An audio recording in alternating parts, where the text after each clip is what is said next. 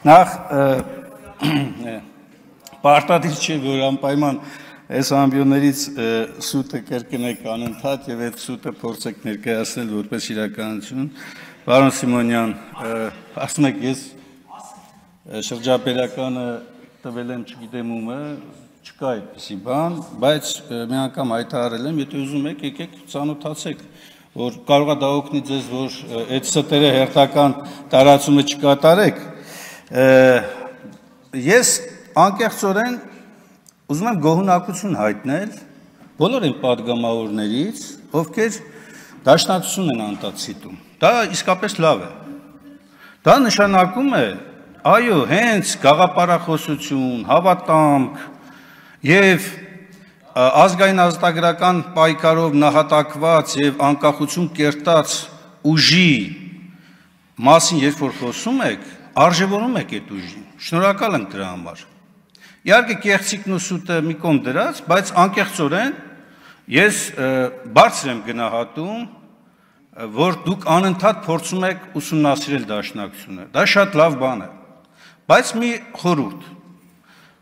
մի վերագրեք դաշնակցությանը բաներ, որոնք չեն եղել, կարևոր չի, դա դրականով է բնութագրվում դաշնակցության, թե բացասական։ Ուղղակի կեղծիք մի արեք, այսքան բան։ Ասեք են ինչ-որ ձեր պատկերացումով, ձեր ուսումնասիրությամբ, ձեր ընկալումով եւ իրականության մեջ այդպես է։ Այստեղից ասվում է ինչի կայսերական պահանջեր, ինչի օրինակ բանը Ուրմիա լիճը եւ այլն չպահանջեցիք։ Լսեք, Հայաստանի առաջին հանրապետությունը, երբ որ կերտվում էր այո ցեղասպանությունից անմիջապես հետո որպես ցեղասպանության ենթարկված ժողովրդի կամքի հավաքական արտահայտություն եւ նաեւ նույն ժամանակահատվածում Փարիզի խաղաղության կոնֆերանսի շրջանակներում եւ այնուհետեւ Հայաստանի Հանրապետությանը որպես միջազգային իրավունքի սուբյեկտ ներգրավում էին որպես հաղթող կողմի հետ մասնակից երկիր, այն ժամանակ միջազգային, այսօր որ սիրում եք անդադ կրկնել, միջազգայինորեն ճանաչված սահմանը իրավարար վճիռն էր, որ տվեց Վիլսոնը։ Եվ հիմա, երբ որ դուք անընդհատ միջազգայինորեն ճանաչված իրավական սահման արտահայտությունն եք օգտագործում, պարոն Եղոյան, հատկապես դուք, որ եվրոպական ինտեգրման հարցերի հանձնաժողովն եք ղեկավարում, գոնե այդ մասով մի քիչ ավելի խորացեք, ոչ միայն թյուրիմացություններից զերծ մնալու, նաև, չգիտես, էլի կյանք է, հետագայում ստիպված չլինեք ձեզ սրբագրել ձեր ասածները, ասեք, որ ես այն ժամանակ կամ չգիտեի, կամ չէի ծանոթացել, կամ թյուրիմացությունների մեջ էի եւ այլն։ Հիմա անդրադառնամ Նիկոլ Փաշինյանի երեկվա այս ամբիոնից հնչեցրած խոսքին, նախ գոհունակություն եմ հայտնում պարոն Փաշինյանի մտադրության ուղղությամբ եւ այս ամբիոնից կատարված հայտարարությունը առայն, որ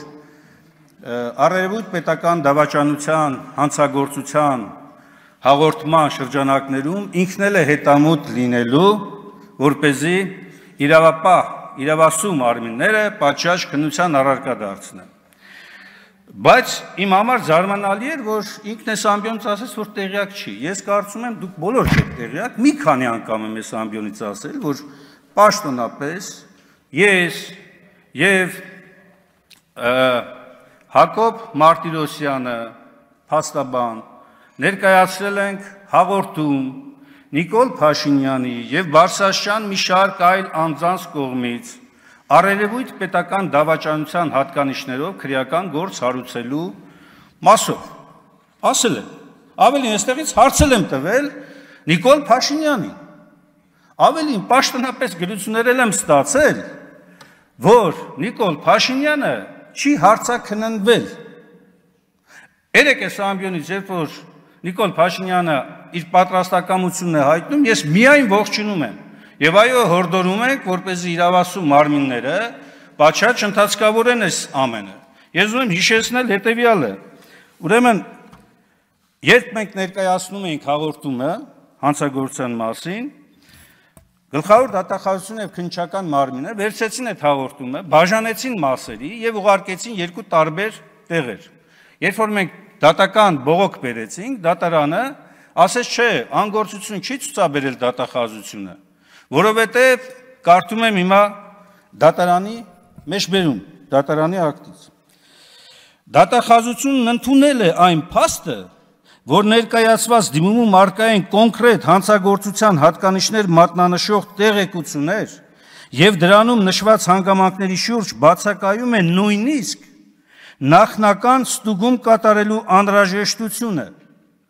ինչի մասին է վկայում այն, որ դատախազը ստացված հաղորդումը ուղարկել է ՀՀԿՑ եւ ԱԱՑ քննչական դեպարտամենտ դիմումում նշված հանգամանքների շուրջ քննություն կատարելու նպատակով,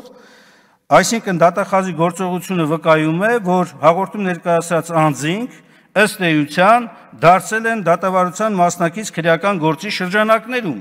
եւ նրանք իրենց կողմից ներկայացված դիմումի քննության ընթացքում կարող են հանդես գալ միջնորդություններով, դիրքորոշումներով կամ այլ կերպ իրացնելով իրենց իրավունքը։ Սա դատարանի կողմից արձանագրված, ընդ որում առաջին ատյան, հետո էլ հաստատված վերաքննիչ դատարան կողմից մեջբերում էր։ Հիմա տեղեկությունը ուղարկել են բազմաթիվ գրություններ ԱԱՑ եւ ՀԿՑ-ին ժամանակ։ Պատասխանը եկել, որ ձեր կողմից ներկայացված հաղորդումը մեզ չի հասել։ Երկրորդ, որ Նիկոլ Փաշինյանը չի հարցաքննվել։ Հիմա, երբ որ ես օրինական պահանջ եմ դնում եւ ասում եմ իրավապահ մարմիններ, դուք չեք կատարել ձեր գործողությունները եւ պահանջ եմ դնում քաղաքական մեծամասնության առաջ ու ասում եմ, բադ որ իրավական պետություն ենք ուզում։ Ինչի դուք չեք միանում այս պահանջին, թող քննի։ Բա թող քննի, թող պարզի, թող իրավական գնահատական տա այդ արարքներին, որպեսզի հետո չմեղադրեք, չասեք դուք անպագորգոր հայտարարություններ եք անում, ինչի իրավական ընթաց չեք տվել։ Տվել ենք, ներկայացրել ենք։ Ավելին ասել, ես իմ հարցազրույցում ասել եմ, որ շարունակականության մեջ նորից գործողություններ են կատարվել Նիկոլ Փաշինյանի կողմից, որոնք կրկին առերևույթ պետական դավաճանության հատկանիշներ են պարունակում։ Եվ հորդորել եմ, ասել եմ, որ ստեղծեք, այդ խումբը ստեղծեք, քննեք, կներկայացնենք բոլոր փաստերը, որպեսզի ի վերջո մեր հանրությունն էլ տեսնի։ Բայց չի արվում, եւ այստեղից հայտարարություն է կատարվում, ու այդ հայտարարությունը փաստացի ես ակնկալում եմ, որ ընթացք կտրվի։ Եվ ոչ միայն առերևույթ պետական դավաճանության, նաև առերևույթ սահմանադրական կարգը տապալելու մասով կան կասկածներ, եւ այդ կասկածները կարիք ունեն լրջագույն իրավական գնահատականի։ Ամենավերջին դիտարկումս հպարտորեն հայտարարում եք 4-րդ հանրապետության մասին։ Կարող եք նկարագրել 3-րդ հանրապետությունը, որ դուք հերոսաբար տապալում եք եւ ստեղծում եք 4-րդը, կամ եթե չեք տապալում, դադարեցնում եք նրա գոյությունը։ Եթե դուք 3-րդ հանրապետությունը որպես պետություն ասում եք չկա այլևս, 4-րդն ենք ստեղծում, ժողովուրդ, սա սահմանադրական կարգի տապալման ուղիղ հայտարարություն է։ Դուք հասկանում եք, որ եթե որևէ հանրապետության գոյություն դադարեցնում եք, ստեղծելով նորը, նշանակում է դուք այն հանրապետության,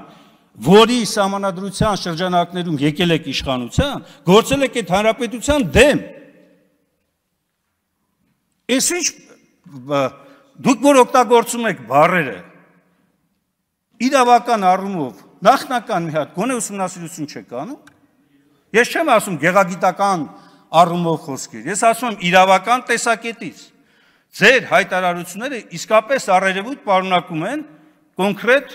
ծանր եւ առանձնապես ծանր հանցագործության հատկանիշներ ուղղված սահմանադրական կարգի դեմ Հայաստանի Հանրապետության։ Այս եւ բազմաթիվ հարցեր հենց իրավական գնահատական տալու տեսակետից կարիք ունեն հենց դատախազության, քննչական մարմինների ակտիվ գործունեության։ Բայց եթե իրավական պետություն եք քարոզում, ինչի՞ չեք միանում, որպեսզի այս մարմինները գտնվեն իրանց դիրքի վրա եւ այս ամենին պատասխան տան։ Վերջում մարտի 1-ի գործով միեդի որոշումը ես խնդրում եմ եւ առաջարկում եմ մի հատ կարտացեք, նոր հայտարարություններ արեք։ Այնտեղ իմ կարծիքով, ես որ նայել եմ, մեծամասամբ մեղադրանք այսօրվա իշխանություններին է, որ չեք կարողացել, չեք կարողանում բացահայտել։ Շնորհակալություն։ Ձեր մեղադրանքը ձեր վրա է։ Ավարտեք։